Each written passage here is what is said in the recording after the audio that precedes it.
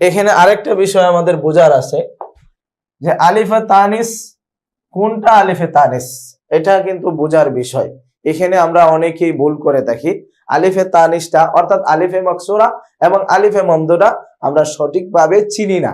এই না চিনার কারণে অনেক সময় দেখা গেল আমরা একটাকে আরেকটার জায়গায় এই যে বুঝে নেই, একটাকে আরেকটার জায়গায় ঢুকিয়ে নেই। যেমন এই যে ইসমে মাকসুরের সাথে আমরা অনেকটাই এটার সাথে সাংঘর্ষিক, এটার সাথে মিলিয়ে নেই, মনে করি যে ইসমে মাকসুর আর এটা মনে হয় একই রকম। এর জন্য অনেকে মনে করেন যে এটা হয়তো একই। এখন কথা হলো যে আলিফে তানিস বলছে এটা মুআন্নাসের আলামত হতে হবে, সহজ কথায়। এর মুআন্নাসের আলামত আমরা বুঝবো কিভাবে? যদি হামজাটা অতিরিক্ত হয়, আলিফটা অতিরিক্ত হয়, তাহলে এটাই হলো মুআন্নাসের আলামত। আর যদি মাদ্দার হয় তাহলে এটা মুআন্নাসের আলামত নয়। আমি উদাহরণস্বরূপ দেখাচ্ছি। মাদ্দার অতিরিক্ত হতে হবে। যেমন ধরেন কথার কথা হুদান বলি আমরা, হুদান। এখানে দেখেন তো এটা মাদ্দার হয়ে গেছে, আলিফে মাকসুরাটা মাদ্দার ভিতরে হয়ে গেছে। এর জন্য এটা চাইলেই আমরা এটা মুআন্নাস বলতে পারি না।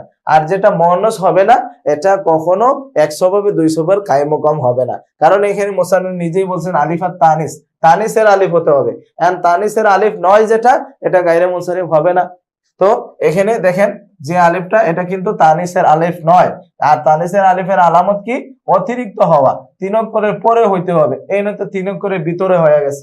তাহলে তো বোঝা গেল এটা আলিফে তানিস নয়, এটা হলো আলিফে মাকসুরা। আর আলিফে মাকসুরা এটা যখন আলিফে তানিস অর্থাৎ তানিসের জন্য হবে তখনই গায়রে মুনসারিফ, অন্যথায় এটা হলো মুনসারিফ। তাহলে হুদান শব্দটা এখানে হলো মুনসারিফ, এটাকে আমরা গায়রে মুনসারিফ বলতে পারবো না। এরপরে দেখেন আরেকটা উদাহরণ আমি দেখাচ্ছি, যেটা আলিফে মমদুদার ক্ষেত্রে আমরা ব্যবহার করে থাকি। কোরআনের আয়াতের মধ্যে অনেক জায়গার মধ্যে আছে মাউন। এই যে মাউনের এইভাবে দেখবেন উপরে দেয়া থাকে, তাহলে এখানে তো আলিফে মমদুদা আসছে। আর আলিফে মমদুদা যে আসলে এটা কি গায়রে মুনসারিফ বা আলিফে তানিস? না, এটা আলিফে তানিস নয়। আলিফে তানিস নয় কেন?